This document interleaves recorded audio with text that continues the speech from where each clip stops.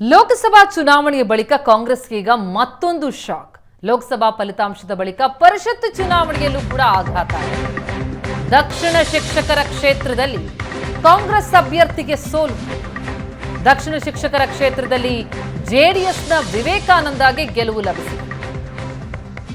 ಸತತ 4 ಬಾರಿ ಗೆದ್ದಿದ್ದಂತಹ ಮರಿತಿಬ್ಬೇಗೌಡರಿಗೆ ಮುಖಭಂಗ ಆಗಿದೆ.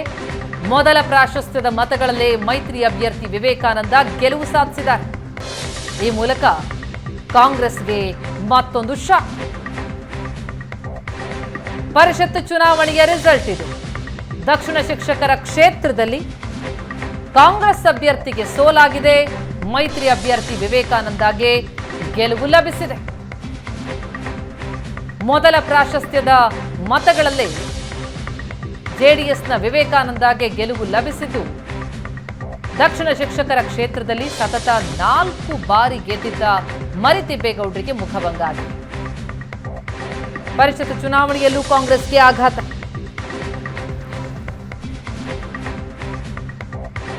ಈಗಾಗಲೇ ಲೋಕಸಭಾ ಚುನಾವಣೆಯ ಫಲಿತಾಂಶದಿಂದ ಬೇಸರಗೊಂಡಿರುವಂತಹ ಕಾಂಗ್ರೆಸ್ಗೆ ಈಗ ಪರಿಷತ್ ಚುನಾವಣೆಯಲ್ಲೂ ಆಘಾತ ಆಗಿದೆ. ಈ ಬಗ್ಗೆ ಡೀಟೇಲ್ಸ್ ಕೊಡ್ತಾರೆ ನಮ್ಮ ಪ್ರತಿನಿಧಿ ಮಧು. ಈಗ ಸಂಪರ್ಕದಲ್ಲಿದ್ದಾರೆ. ಮಧು, ಲೋಕಸಭಾ ಚುನಾವಣೆ ಆಯ್ತು, ಈಗ ಪರಿಷತ್ ಚುನಾವಣೆಯಲ್ಲೂ ಕಾಂಗ್ರೆಸ್ಗೆ ಆಘಾತನ. ಡೀಟೇಲ್ಸ್ ಏನ್ ಲಭ್ಯ ಆಗ್ತಾ ಇದೆ? 4 ಬಾರಿ ಗೆದ್ದಿದ್ದ ಮರಿತಿಬ್ಬೇಗೌಡರಿಗೆ ಭಾರಿ ಮುಖಭಂಗ ಇದು ಅಂತ. ಹೌದು ಪ್ರಥಮ, ಇದು ಮೈತ್ರಿ ಪಡೆಗಳ ಒಗ್ಗಟ್ಟಿನ ಪ್ರದರ್ಶನಕ್ಕೆ ಸಿಕ್ಕಿರ್ತಕ್ಕಂತ ಮತ್ತೊಂದು ಗೆಲುವು ಆಗಿರ್ತಕ್ಕಂಥದ್ದು. ಏನು ದಕ್ಷಿಣ ಶಿಕ್ಷಕರ ಕ್ಷೇತ್ರಕ್ಕೆ ನಡೆದಂತ ಚುನಾವಣೆ ಏನಿದ್ದು, ಚುನಾವಣೆಯಲ್ಲಿ ಮತ್ತೊಮ್ಮೆ ಈಗ ಮೈತ್ರಿ ಅಭ್ಯರ್ಥಿ ಅಂದ್ರೆ ಏನು ಜೆಡಿಎಸ್ ಬಿಜೆಪಿಯ ಮೈತ್ರಿ ಅಭ್ಯರ್ಥಿಯಾಗಿರ್ತಕ್ಕಂತಹ ಕೆ ವಿವೇಕಾನಂದ ಅವರು ಸತತ ಬಾರಿ 4 ಬಾರಿ ಗೆದ್ದಿರ್ತಕ್ಕಂತಹ ಮರಿತಿಬ್ಬೇಗೌಡ ಅವರನ್ನ ಮೊದಲ ಪ್ರಾಶಸ್ತ್ಯ ಮತದಲ್ಲೇ ಕೂಡ ಸೋಲ್ಸಿರ್ತಕ್ಕಂಥದ್ದು ಇದಕ್ಕೆ ತಾಜಾ ಉದಾಹರಣೆ ಆಗಿರ್ತಕ್ಕಂಥದ್ದು. ಈಗ ನಾವು 2 ದಿನಗಳ ಹಿಂದೆಯೇ ಕೂಡ ಬಂದಂತ ಲೋಕಸಭಾ ಚುನಾವಣಾ ಫಲಿತಾಂಶವನ್ನು ಕೂಡ ನೋಡಬಹುದು. ಸಿಎಂ ಸಿದ್ದರಾಮಯ್ಯನವರ ತವರು ಕ್ಷೇತ್ರ ಆಗಿರ್ತಕ್ಕಂಥ ಒಂದು ಮೈಸೂರಲ್ಲಿದೆ. ಮೈಸೂರನ್ನ ಮತ್ತೊಮ್ಮೆ ಬಿಜೆಪಿ ತೆಕ್ಕೆಗೆ ಪಡ್ಕೊಂಡಿತ್ತು. ಅಲ್ಲೂ ಕೂಡ ಬಿಜೆಪಿ ಜೊತೆಗೆ ಬೆಂಗಾವಲಾಗಿ ನಿಂತಿದ್ದಂಥದ್ದು ಜೆಡಿಎಸ್. ಹೀಗಾಗಿ ಈ ಬಾರಿ ವಿಧಾನ ಪರಿಷತ್ನ ಈ ಚುನಾವಣೆ ಏನಿತ್ತು, ಈ ಚುನಾವಣೆಯಲ್ಲಿ ಜೆಡಿಎಸ್ನ ಅಭ್ಯರ್ಥಿ ಕೆ ವಿವೇಕಾನಂದ ಅವರು ಸ್ಪರ್ಧೆ ಮಾಡಿದ್ರು. ಹಾಗಾಗಿ ಬಿಜೆಪಿ ಅವರಿಗೆ ಸಂಪೂರ್ಣವಾದ ಬೆಂಬಲವನ್ನ ಕೊಟ್ಟಿತ್ತು. ಮೈಸೂರು, ಚಾಮರಾಜನಗರ, ಮಂಡ್ಯ ಮತ್ತೆ ಹಾಸನದ ಶಿಕ್ಷಕರನ್ನ ಒಳಗೊಂಡಂತ ಮತದಾರರನ್ನ ಒಳಗೊಂಡಂತ ಸುಮಾರು 18,500 ಮತದಾರ ಮತವನ್ನು ಚಲಾವಣೆ ಮಾಡಿದ್ರು. ಇದರಲ್ಲಿ ಮೊದಲ ಪ್ರಾಶಸ್ತ್ಯದ ಮತಗಳೇನಿದ್ವು, ಮೊದಲ ಪ್ರಾಶಸ್ತ್ಯ ಮತಗಳಲ್ಲೇ ಈಗ ವಿವೇಕಾನಂದ ಅವರು ಜಯವನ್ನ ಗಳಿಸಿರ್ತಕ್ಕಂಥದ್ದು. ಆ ಮೂಲಕವಾಗಿ ಮೈತ್ರಿ ಪಡೆಗಳು ಸಿದ್ದರಾಮಯ್ಯನವರ ಕಾಂಗ್ರೆಸ್ಗೆ ಮತ್ತೊಂದು ದೊಡ್ಡ ಆಘಾತವನ್ನ ಮೈಸೂರು ಭಾಗದಲ್ಲಿ ಕೊಟ್ಟಿರ್ತಕ್ಕಂಥದ್ದು. ಇದು ಒಂದು ಕಡೆ ಕಾಂಗ್ರೆಸ್ಗೆ ಹಿನ್ನಡೆ ಇದೆ. ಅದೇ ರೀತಿಯಾಗಿ ಸಿದ್ದರಾಮಯ್ಯನವರ ತವರು ಕ್ಷೇತ್ರ ಆಗಿರೋ ಕಾರಣಕ್ಕಾಗಿ ಸಿದ್ದರಾಮಯ್ಯನವ್ರಿಗೂ ಆಗಿರ್ತಕ್ಕಂಥ ದೊಡ್ಡ ಮಟ್ಟದ ಹಿನ್ನಡೆ, ಜೊತೆಗೆ ಹೀನಾಯ ಸೋಲು ಅಂದ್ರೆ ತಪ್ಪಾಗ್ಲಿಕ್ಕಿಲ್ಲ. ಪ್ರತಿಮಾ, ಮಧು, ಅಭ್ಯರ್ಥಿ ಆಯ್ಕೆ ಸಂದರ್ಭದಲ್ಲಿ ಭಾರಿ ಗೊಂದಲಗಳಿದ್ವು. ಎಲ್ಲೋ ಒಂದು ಕಡೆ ಮೈತ್ರಿ ಪಾಳೆಯ ನಿಜಕ್ಕೂ ಕೂಡ ಈ ಗೆಲುವನ್ನ ಸಾಧಿಸೋದಕ್ಕೆ ಸಾಧ್ಯ ಆಗತ್ತಾ ಅನ್ನುವಂಥ ಪ್ರಶ್ನೆಗಳಿತ್ತು. ಆದರೆ ಈಗ ನೋಡ್ತಾ ಹೋದ್ರೆ ಮೊದಲ ಪ್ರಾಶಸ್ತ್ಯ ಮತಗಳಲ್ಲೇ ವಿವೇಕಾನಂದ ಅವರ ಗೆಲುವು ಗಮನಿಸಿದ್ರೆ ಮೈತ್ರಿ ಗಟ್ಟಿಯಾಗಿದೆ ಅಂತ ಅನ್ನೋದು ಸೂಚನೆ ಸುಳಿವು ಸಿಗ್ತಿದ್ಯಾ ಅಂತ? ಖಂಡಿತ. ಏನಂದ್ರೆ ಅದು ಹೊರನೋಟಕ್ಕೆ ಆ ರೀತಿಯಾಗಿ ಕಾಣ್ತಾ ಇತ್ತು. ಆದ್ರೆ ನಾವು ಲೋಕಸಭಾ ಚುನಾವಣೆ ಸಂದರ್ಭದಲ್ಲೇ ಕೂಡ ಅದರ ಫಲಿತಾಂಶದಲ್ಲೇ ಕೂಡ ನಾವು ಕಂಡುಕೊಳ್ಬೇಕಾಗಿತ್ತು. ಇದು ಈ ಹಿಂದೆ ಜೆಡಿಎಸ್ ಮತ್ತೆ ಕಾಂಗ್ರೆಸ್ ಮಾಡ್ಕೊಂಡಂತ ಮೈತ್ರಿ ಆಗಿರ್ಲಿಲ್ಲ. ಇದು ಜೆಡಿಎಸ್ ಬಿಜೆಪಿ ಜೊತೆಗೆ ಗಟ್ಟಿಯಾಗಿ ಮಾಡ್ಕೊಂಡಿರ್ತಕ್ಕಂಥ ಮೈತ್ರಿ ಅನ್ನೋದ ಲೋಕಸಭಾ ಚುನಾವಣೆಯ ಫಲಿತಾಂಶ ಕೂಡ ತೋರಿಸ್ತಾ ಹೋಗಿತ್ತು. ಅದಕ್ಕೆ ಮುಂದುವರೆದಾಗಿ ನೀವ್ ಹೇಳಿದಾಗೇನೆ ಕೂಡ ಏನು ಅಭ್ಯರ್ಥಿಗಳನ್ನ ಹಾಕುವಂತ ಸಂದರ್ಭದಲ್ಲಿ ಜೆಡಿಎಸ್ ಇಂದನೂ ಕೂಡ ನಾಮಪತ್ರ ಸಲ್ಲಿಕೆಯನ್ನ ಮಾಡಲಾಗಿತ್ತು. ಅಂದ್ರೆ ಇಲ್ಲಿ ರಾಜ್ಯ ಮಟ್ಟದಲ್ಲಿ ಮಾತುಕತೆ ಆದಂತೆ ದಕ್ಷಿಣ ಅಂದ್ರೆ ಶಿಕ್ಷಕರ ಕ್ಷೇತ್ರವನ್ನ ಜೆಡಿಎಸ್ಗೆ ಬಿಟ್ಕೊಡುವಂತದ್ದನ್ನ ಬಿಜೆಪಿ ಒಪ್ಕೊಂಡಿತ್ತು. ಆದ್ರೆ ಏಕಾಏಕಿ ದೆಹಲಿನಲ್ಲಿ ಬಿಜೆಪಿ ಅಭ್ಯರ್ಥಿಯ ಘೋಷಣೆ ಕೂಡ ಆಗಿತ್ತು.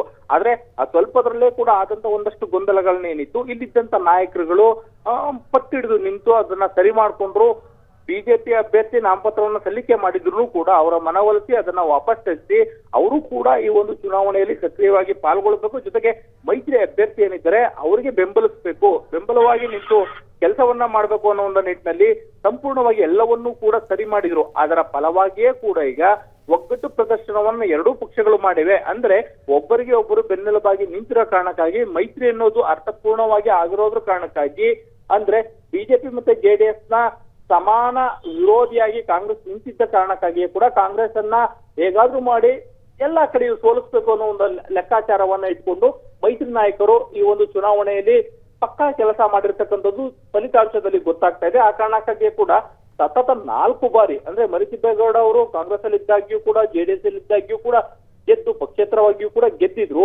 ಕಳೆದ ಬಾರಿ ಕೂಡ ಅವರು ಗೆದ್ದಂತದ್ದು ಜೆಡಿಎಸ್ ಇಂದ ಗೆದ್ದಿದ್ರು. ಕುಮಾರಸ್ವಾಮಿ ಜೊತೆಗೆ ಆದಂತ ಒಂದಷ್ಟು ವೈಮನಸ್ಸುಗಳೇನಿದ್ವು ಅವುಗಳ ಹಿನ್ನೆಲೆಯಲ್ಲಿ ಅವರು ಸಿದ್ದರಾಮಯ್ಯನವರ ಬಣವನ್ನ ಸೇರ್ಕೊಂಡ್ರು. ಸಿದ್ದರಾಮಯ್ಯ ಪರವಾಗಿ ಹೇಳಿಕೆಗಳನ್ನ ನೀಡ್ತಾ ಅವರು ಕಾಂಗ್ರೆಸ್ಗೆ ಹೋಗಿ ಸೇರ್ಕೊಂಡ್ರು. ಅವರು ಕಾಂಗ್ರೆಸ್ ಇಂದ ಸ್ಪರ್ಧೆ ಮಾಡದ ನಂತರದಲ್ಲಿ ದಳಪತಿಗಳು ಕೂಡ ತಮ್ಮ ಪಕ್ಷವನ್ನ ಬಿಟ್ಟು ಹೋಗಿರ್ತಕ್ಕಂತಹ ಲೀಡರ್ ಏನಿದ್ದಾರೆ ಅವ್ರನ್ನ ಸೋಲಿಸಬೇಕು ಅಂತೇಳಿ ಪಟ್ಟಿಡಿದ್ರು. ಹಾಗಾಗಿಯೇ ಕೂಡ ಜೆಡಿಎಸ್ ನಿಂದಲೇ ಕೂಡ ಕ್ಯಾಂಡಿಡೇಟ್ ಅನ್ನ ಇಲ್ಲಿ ಹಾಕಿ ಜೊತೆಗೆ ಬಿಜೆಪಿ ಬೆಂಬಲವನ್ನ ಪಡ್ಕೊಂಡು ಸಕ್ರಿಯವಾಗಿ ಎರಡೂ ಪಕ್ಷಗಳು ಕೂಡ ಒಬ್ಬರಿಗೆ ಒಬ್ರು ಎಗಲು ಕೊಟ್ಟು ದುಡಿದಂತರ ಫಲಶ್ರುತಿಯೇ ಇವತ್ತಿನ ಈ ಫಲಿತಾಂಶ ಆಗಿರ್ತಕ್ಕಂಥದ್ದು. ಒಂದಂತೂ ನಿಜ, ಸಿದ್ದರಾಮಯ್ಯನವರಿಗೆ ಅವರ ತವರು ಕ್ಷೇತ್ರದಲ್ಲಿ 2 ದಿನಗಳ ಅಂತರದಲ್ಲಿ 2 ದೊಡ್ಡ ಹಿನ್ನಡೆಗಳಾಗಿರ್ತಕ್ಕಂಥದ್ದು. ಸಿದ್ದರಾಮಯ್ಯನವರು ಏನು ಈ ಬಾರಿ 136 ಸೀಟ್ಗಳು ಬಂದಾದ ನಂತರದಲ್ಲಿ ಸಿಎಂ ಗಾದಿಯಲ್ಲಿ ಕೂತು ತಮ್ಮದೇ ಆಡಳಿತವನ್ನ ನಡೆಸ್ತಾ ಇದ್ರು. ತಮ್ಮದೇ ಕ್ಷೇತ್ರಗಳಲ್ಲಿ ಅದೇ ಮೈಸೂರು ಭಾಗದಲ್ಲಿ ತಮ್ಮ ಹಿಡಿತವನ್ನ ಇಟ್ಕೊಳ್ಳಿಕ್ಕೆ ಪ್ರಯತ್ನವನ್ನ ಮಾಡ್ತಿದ್ರು. ಆದ್ರೆ ಇದು ಸ್ಪಷ್ಟವಾಗಿ ತೋರಿಸ್ತಾ ಹೋಗ್ತಾ ಇದೆ, ಸಿದ್ದರಾಮಯ್ಯನವರು ರಾಜ್ಯದಲ್ಲಿ ಮುಖ್ಯಮಂತ್ರಿ ಆಗಿರ್ಬೋದು, ಆದ್ರೆ ಅವರ ತವರು ಜಿಲ್ಲೆ ಏನಿದೆ ಅಲ್ಲಿ ಅವರ ಹಿಡಿತ ಇಲ್ಲ ಅನ್ನೋದು ಈ 2 ಫಲಿತಾಂಶಗಳು ಸ್ಪಷ್ಟವಾಗಿ ತೋರಿಸ್ತಾ ಹೋಗ್ತವೆ. ಪ್ರತಿಮಾ, ಎಸ್, ಥ್ಯಾಂಕ್ ಯು ಮಧು ತಮ್ಮೆಲ್ಲ ಮಾಹಿತಿಗೆ.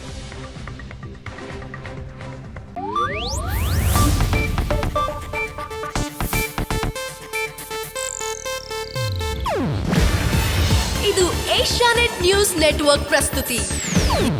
ನೀವು ನೋಡ್ತಿದ್ದೀರಾ ಏಷ್ಯಾನೆಟ್ ಸುವರ್ಣ ನ್ಯೂಸ್.